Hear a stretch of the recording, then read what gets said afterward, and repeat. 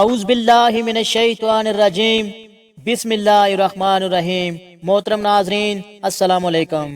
آج ہمارا موضوع ہے ایک خدا پرست غلام کی دعا کی برکت کا واقعہ۔ محترم ناظرین، واقعہ پورا سننے کے لیے ویڈیو کو شروع سے لے کر آخر تک دیکھیں۔ حضرت جابر بن عبداللہ رضی اللہ عنہ کا بیان ہے کہ رسول اللہ صلی اللہ علیہ وآلہ وسلم نے مجھ سے پوچھا، کیا تم نے شادی کر لی؟ میں نے عرض کیا، ہاں۔ آپ نے فرمایا، کنواری سے یا بیوہ سے؟ میں نے کہا، بیوہ سے۔ فرمانے لگے، کنواری سے کیوں نہیں کی؟ تم اس سے کھیلتے، وہ تم سے کھیلتی۔ حضرت ابن عباس رضی اللہ عنہ سے منقول ہے کہ رسول اللہ صلی اللہ علیہ وآلہ وسلم نے حضرت معاذ رضی اللہ عنہ کو یمن بھیجا اور فرمایا، تم ایک ایسی قوم کے پاس جا رہے ہو جو اہل کتاب ہیں، انہیں شہادت توحید لا الہ الا اللہ کی اور اس شہادت کی کہ میں اللہ کا رسول ہوں دعوت دینا۔ اگر وہ تمہاری یہ بات تسلیم کر لیں تو انہیں بتانا کہ اللہ نے ان پر ہر دن رات میں 5 نمازیں فرض کی ہیں۔ اگر وہ یہ بھی مان لیں تو انہیں بتانا اللہ نے ان پر ان کے مالوں میں صدقہ زکوٰۃ فرض کی ہے، جو ان کے لیے اغنیاء سے لے کر ان کے فقیروں میں بانٹنی جائے گی۔ اگر وہ یہ بات مان لیں تو ان کے لیے عمدہ مالوں سے پرہیز کرنا اور مظلوم کی بدوا سے بچنا۔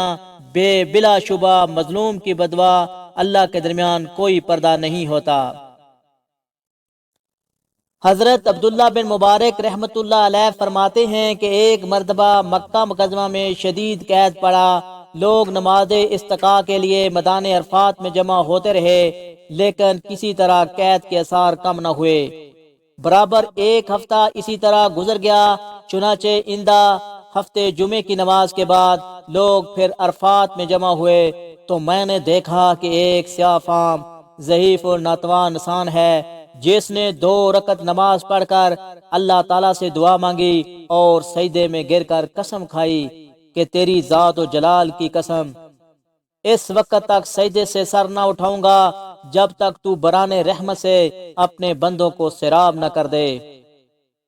چنانچہ اس کی اس دعا کے بعد میں نے دیکھا کہ آسمان پر سیاہ بادل چھا گئے اور اس قدر مینا برسا کہ میں حیران تھا۔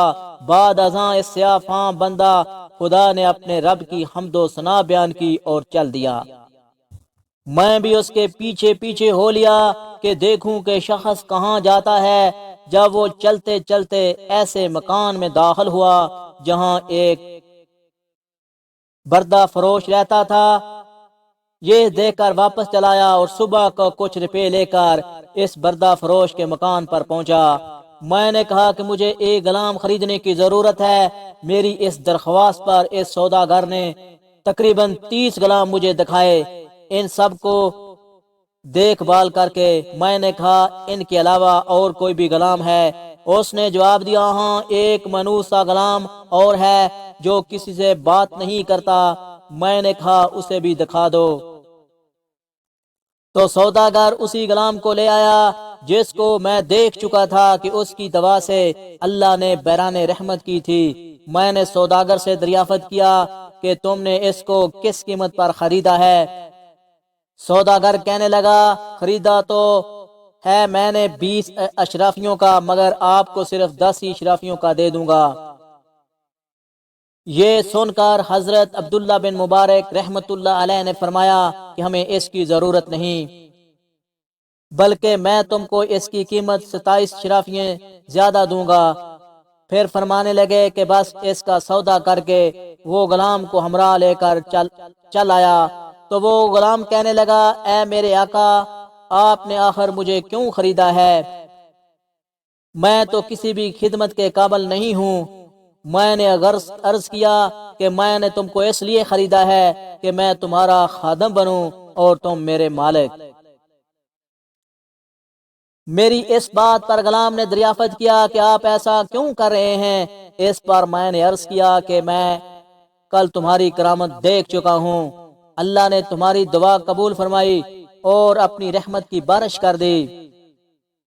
جس کے لیے مخلوق پریشان تھی، اس نے دریافت کیا کہ واقعی آپ نے ایسا دیکھا؟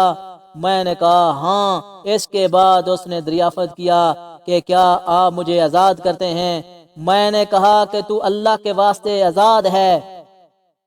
اس کے بعد میں نے ایک غیبی آواز سنی کہ اے ابن مبارک، تجھے بشارت ہو، اللہ تعالیٰ نے تیری مغفرت فرما دی۔